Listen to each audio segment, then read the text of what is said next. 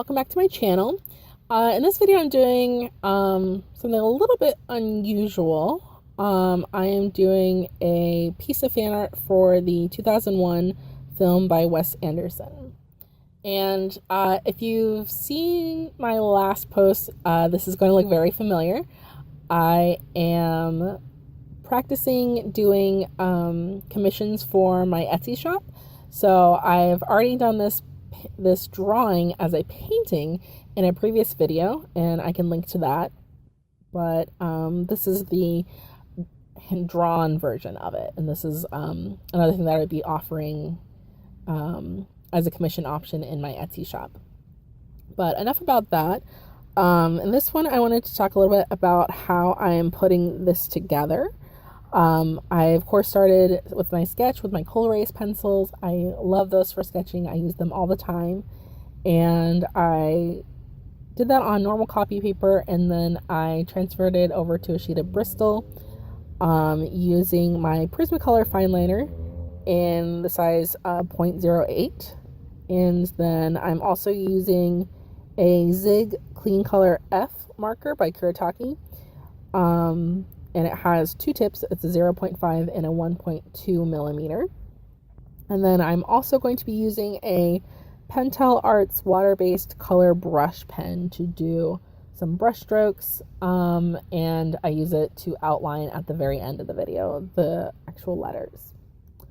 So the way that I approach these is I'm trying to create a unique pattern in the background. So this one was actually, I made it right after I did the painting version of this piece. So I was really inspired by brush strokes to begin. So that's where some of the shapes come from. The sort of blobby shapes and the X's in the background were really inspired by all the painting that I had been doing prior to this drawing. And then I'm sort of filling in with different things, using some hatching lines, using some shapes, doing some squiggly lines, and just kind of filling in the space and sort of evenly dispersing these elements so that it looks balanced and even, and trying to really differentiate the letters from the background through this use of pattern and line and texture. And that's basically my approach that I've been really into lately. I've done a lot of things with text on and off throughout the years. It's one of my favorite ways to work is by using words and coming up with typography for my artwork. But this is sort of something that I've been trying a little bit more lately, is using the letters as negative space and leaving that white and blank, and then using the background space as sort of where I'm putting the actual line work and the treatment for the piece.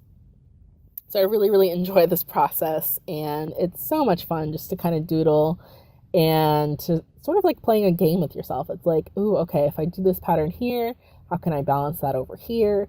And it's just very strategic and very zen for me to do. There's definitely a reason why they call doodling Zentangles these days, because it's kind of a relaxing, engaging way to approach being creative and mark making.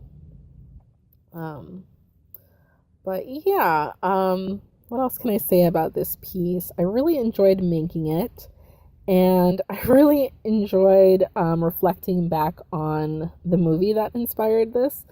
Royal, Etheline, Chaz, Margot, and Richie are some of the main characters from, again, the movie The Royal Tenenbaums by Wes Anderson.